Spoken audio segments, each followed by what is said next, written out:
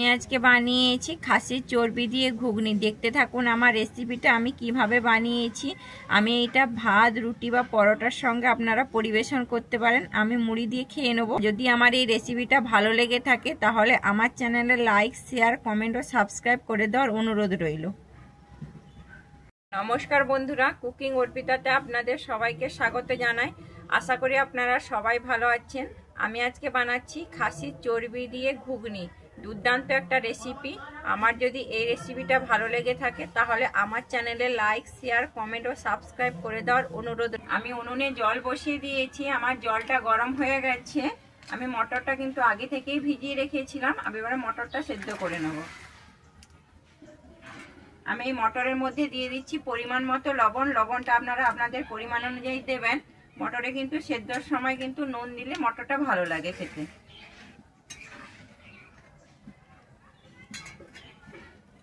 আমি এবারে ঢাকনা দিয়ে কিন্তু মটরটাকে সেদ্ধ করে দেখে নিচ্ছি। আমি কিন্তু মাঝে একবার ঢাকনা খুলে দেখেছিলাম, তখন কিন্তু আমার মটরটা সেদ্ধ হয়নি। এখন আমি দেখছি মটরটা আমার সেদ্ধ হয়েছে নাকি। আমার মটরটা কিন্তু সেদ্ধ হয়ে গেছে। এই ঘুগনির মটর কিন্তু একদম গলিয়ে দিলে ভালো লাগবে না, একটু গোটা গোটা থাকতে হবে। আমি তাই মটরটা নামিয়ে নেবো এবারে। আমি খাসির চর্বি ঘুগনিতে দেওয়ার জন্য আমি একটা গুঁড়ো মশলা ব্যবহার করব, সেটা আমি নিজে হাতেই বানিয়ে নিচ্ছি। আমি এখানে দিয়ে দিচ্ছি একটা তেজপাতা, আর দিচ্ছি দুটো শুকনো লঙ্কা, আর এখানে নিচ্ছি আমি গরম মশলা। এখানে দিচ্ছি জয়িত্রী, দারুচিনি আর লবঙ্গ।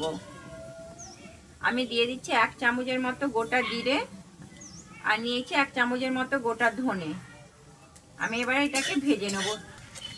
আমি এটাকে কিন্তু ভেজে গুঁড়িয়ে নেবো। এটা কিন্তু একটা স্পেশাল মশলা, খেতে কিন্তু খুবই ভালো লাগে, আর সেন্টও কিন্তু খুব সুন্দর ছাড়ে। আমার ভাজা হয়ে গেছে, আমি এবার এটা নামিয়ে নিচ্ছি। আমি কড়াইতে তেল দিয়ে দিয়েছি। আমি এখানে সর্ষের তেল ব্যবহার করছি। আমার তেলটা গরম হয়ে গেছে। আমি প্রথমে কিন্তু আলুটা কেটে নিয়েছি, আলুটা ভেজে নেব।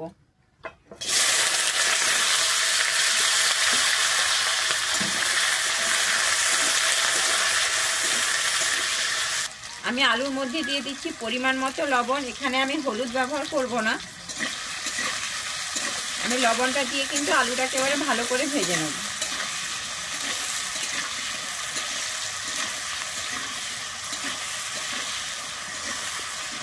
আর আলুটা ভাজা হয়ে গেছে, আমি আলুটা এবারে তুলে নিচ্ছি।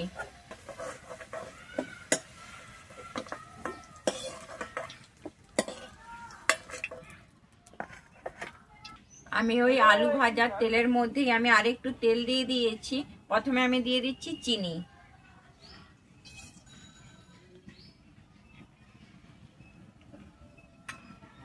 আমি এরপরে এখানে দিয়ে দিচ্ছি গোটা গরম মশলা। আমি এখানে এলাচ, দারুচিনি, লবঙ্গ, জয়িত্রী নিয়েছি, দিয়ে দিচ্ছি।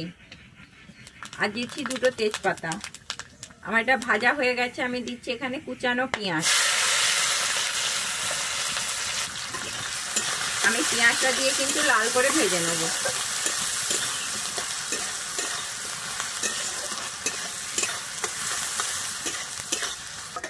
আমার পেঁয়াজটা কিন্তু ভাজা হয়ে গেছে। আমি এরপরে এখানে দিয়ে দিচ্ছি রসুনটা। রসুনটা আমি আগে থেকেই বেটে নিয়েছিলাম, রসুনটা দিয়ে দিচ্ছি।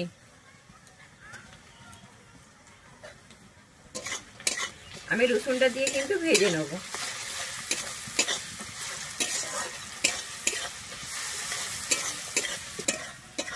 আমার রসুনটা ভাজা হয়ে গেছে। আমি এরপরে দিয়ে দিচ্ছি এখানে বেটে রাখা আদাটা।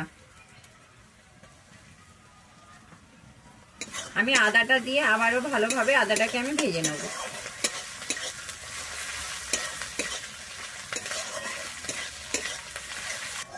আমার আদা, রসুন, পেঁয়াজটা কিন্তু খুব ভালোভাবে এখানে ভাজা হয়ে গেছে। আমি এরপরে দিয়ে দিচ্ছি এখানে গুঁড়ো মশলা। এখানে আমি নিয়েছি জিরে গুঁড়ো 1 চামচ, আর দিচ্ছি ধনে গুঁড়ো 1 চামচ, আর আমি দিচ্ছি এখানে কালারের জন্য কাশ্মীরি লঙ্কার গুঁড়ো 1 চামচ, আর নিয়েছি ঝাল গুঁড়ো 1 চামচ। ঝালটা আপনারা আপনাদের পরিমাণ অনুযায়ী দেবেন। দিয়ে আমি এবারে এটা মশলাটাকে ভালো করে একটু কষিয়ে নেব। আমার সমস্ত মশলাটা খুব ভালোভাবে কষানো হয়ে গেছে। আমি এরপরে দিয়ে দিচ্ছি একটা টমেটো কুচি। আমি টমেটোটা কিন্তু খুব ভালোভাবে এখানে কষিয়ে নেব। আমি এই টমেটোর উপরে দিয়ে দিচ্ছি লবণ। আমি যেহেতু মটর সেদ্ধর সময় লবণ দিয়েছিলাম, তাই লবণটা আপনারা আপনাদের পরিমাণ অনুযায়ী দেখে দেবেন। আর দিচ্ছি হলুদ দিয়ে আমি আবারও ভালোভাবে এখানে কষিয়ে নিচ্ছি।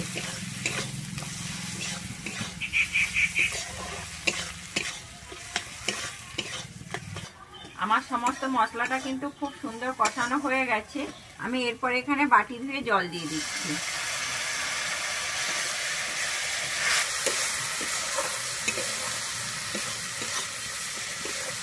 মশলাটা কিন্তু খুব সুন্দর কষানো হয়ে গেছে। আমার মশলা থেকে এখানে তেল ছেড়ে দিয়েছে। এরপরে আমি দিয়ে দিচ্ছি ওই ফেভারিট জিনিসটা, খাসির চর্বি দিয়ে কিন্তু আমি ভালো করে এখানে কিন্তু কষিয়ে নেব।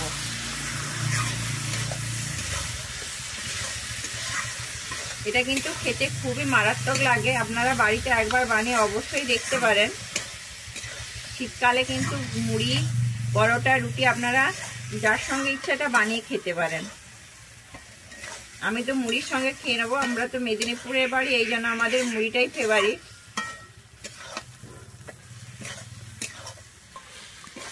আমার চর্বিটা কিন্তু এখানে কষানো হয়ে গেছে। আমি এরপরে দিয়ে দিচ্ছি এখানে সেদ্ধ করে রাখা মটরটা।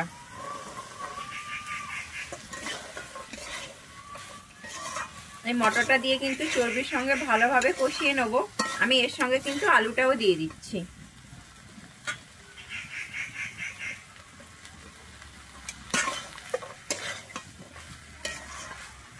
দিয়ে আমি এবারে 2 মিনিট মতো কিন্তু খুব ভালো করে এখানে আমি কষিয়ে নেব। কিন্তু 2-3 মিনিট হালকা আঁচে খুব ভালোভাবে কিন্তু আমি কষিয়ে নিয়েছি। আমি এরপরে জল দিয়ে দিচ্ছি।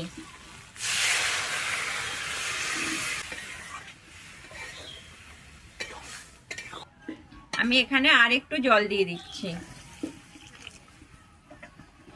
জলটা অবশ্যই আপনারা আপনাদের পরিমাণ অনুযায়ী দেখে দেবেন। আমি এরপরে দিয়ে দিচ্ছি এখানে কাঁচা লঙ্কা। আমি এখানে 3টে কাঁচা লঙ্কা নিয়েছি। আর দিচ্ছি আমি গরম মশলা গুঁড়ো। আমি এখানে 1 চামচের মতো গরম মশলা গুঁড়ো নিয়েছি।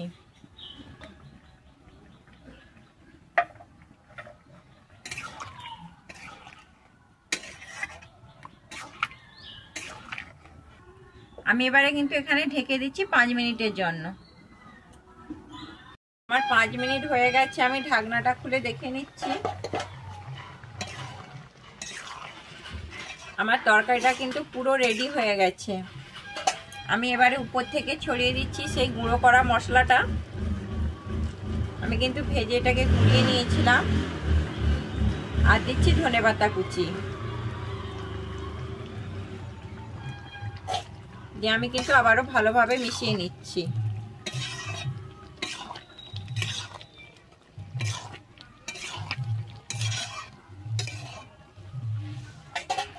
আমি কিন্তু আবারও এখানে ঢেকে দিচ্ছি 1 মিনিটের জন্য।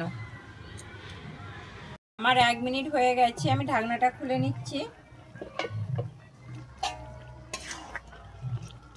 আমার কিন্তু রেডি হয়ে গেছে অসাধারণ চর্বি দিয়ে ঘুগনি। আমি এবার এটাকে নামিয়ে দিচ্ছি। আমি আজকে বানিয়েছি খাসির চর্বি দিয়ে ঘুগনি।